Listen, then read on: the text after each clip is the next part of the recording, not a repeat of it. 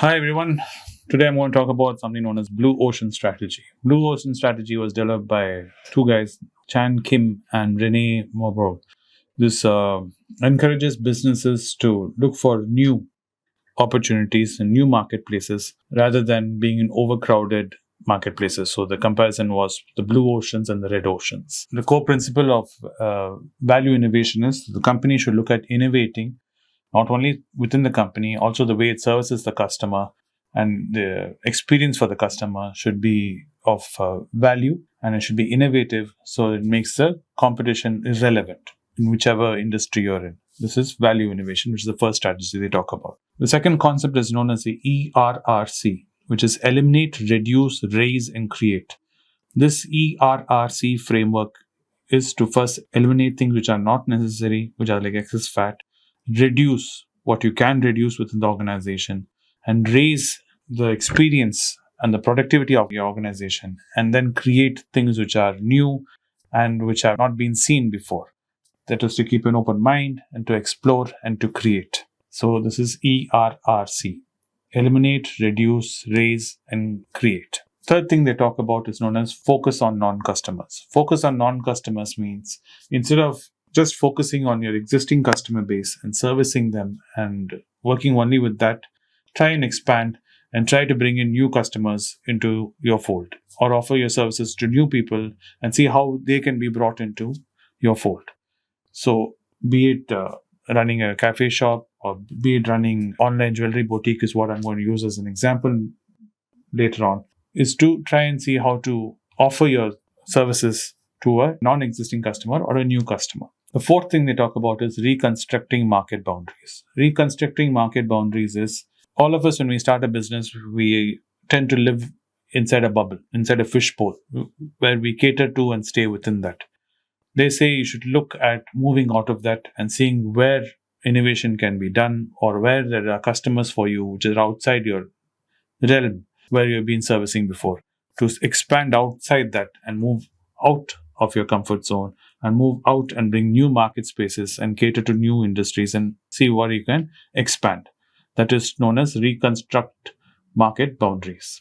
The fifth thing they talk about is overcoming key organizational hurdles. This is an internal thing which all of us have, which we sit down and analyze within our organization. What is hindering progress? What is preventing things from growing and moving forward? And we should spend time and allocate resources to understanding these hurdles and figuring out strategies and methodologies to overcome this. And the sixth thing which they talk about is building execution into strategy. Build execution into strategy means that whatever you do within the company, whatever strategies you have, it should be built into executing it. So I want to talk further about this by giving an example. Let's say you're running an online jewelry store, like a lot of people are nowadays doing. It is somewhere you've seen, it's a very crowded market. So if you are someone who's selling online jewelry, how do you use a blue ocean strategy to innovate and to lift your game, to say? So first is value innovation. Value innovation could be, let's say your focus of your boutique is jewelry right now. So how can you stand out from the crowd? Maybe you can use unique jewelry designs that are not available elsewhere. You can incorporate the various different cultures. Your personal experience can speak into your jewelry creation so that it is so unique that no one else is offering this. Probably you can incorporate unusual materials into your jewelry. You have been always thinking of what you're doing with these set of metals or these set of stones, with these set of patterns, and being very traditional. Maybe you can shake it up and look at it differently. Or let's say it's the other way around. You've been doing something very innovative and very different, and you want to bring that same kind of idea to traditional jewelry and to bring new customers in. You can innovate your ideas and bring them into a traditional jewelry space and see how you can innovate. So this way, you simultaneously, what you're trying to do is you're trying to keep your operation costs low and perhaps direct your energy towards innovating and creating designs which are new and different. Now, let's talk about the ERRC grid for your online jewelry. First, eliminating. Maybe you can consider removing elements that are traditionally focused, that maybe not being adding value to your customers. So if you see your storefront and see how you've been selling so far, see the designs which are not performing at all, it's time to maybe remove them from your catalog. That is to eliminate unnecessary things on your website, unnecessary offerings on your website or your storefront, because hinders and slows down people interacting with you. By regularly going through your storefront and seeing the designs which are selling and the designs which are not sold throughout the year, you remove the ones which are not selling from your storefront. So that way, people do not waste time going through it and skipping through it, and can reach sooner and faster the products which are selling, which are showing interest. That is how you eliminate. Now, reduce. Maybe you've been advertising and pushing advertisements, or maybe you've been using social media influence. So, whichever way strategy you've been using for the last 1 year to promote your online jewelry, maybe you need to relook at it. First, maybe you have not spent any money on advertising, then maybe it is something you can look at doing.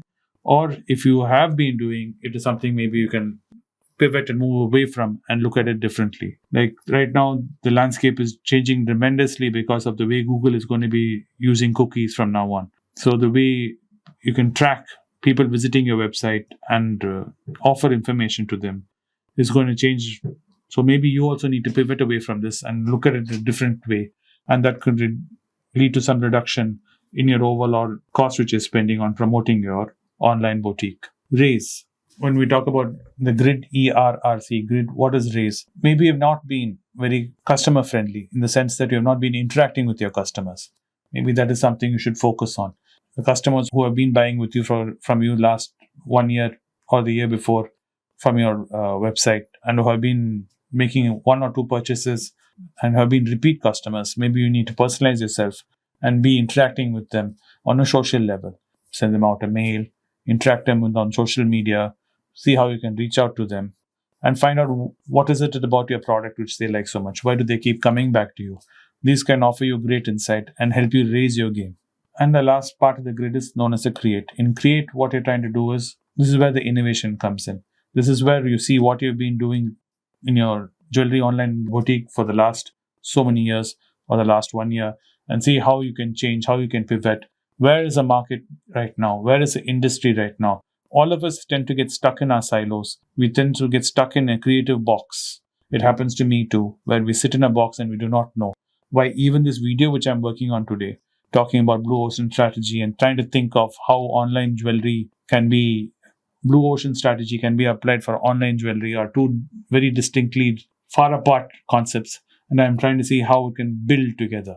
How can concepts such as a blue ocean strategy is used by big companies, by big market players, how I can take that and bring it down and titrate it into a small, someone who's sitting and doing jewelry online by themselves. How can we apply this? So this is how I also try and create. So this kind of thinking is very important, where you try and think outside your box, where you try and break the mold. When we all enter a certain business, we have a certain mindset. Now that we've been doing it for some time and we have had some initial traction, it is time to see how we can pivot and grow. All growing only happens when you don't have things blocking and getting in the way. So that is what create is all about. Now, talking about focus on non-customers. So now you need to understand why people who do come to your site don't buy anything on your site. Is it because they don't like the designs on your site? Or is it because of a price barrier? What is the reason?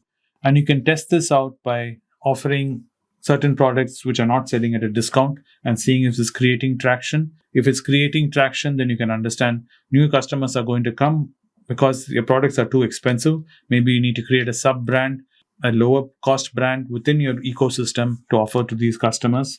Or maybe some designs are not trending, are not relevant for your customers. So by pivoting away from materials which you're using regularly, trying a few new designs on a different material or a different approach, is that creating traction? So by focusing on non-customers, it helps you expand your business. This is a strategy which you can try on your online jewelry store. And overcoming key organizational hurdles. In a small jewelry, one man or a one woman show, you do have organizational hurdles. Your organizational hurdles could be your supply chain, could be your shipping.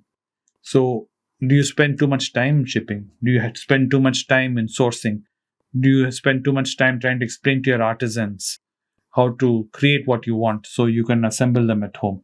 So this is something you need to think and analyze. By reducing these operational hurdles and fixing them, it can overall improve this efficiency of your online store. So you spend more time in interacting with customers and being creative and doing things which you like, and wasting less time on things which you consider as hurdles which are slowing you down.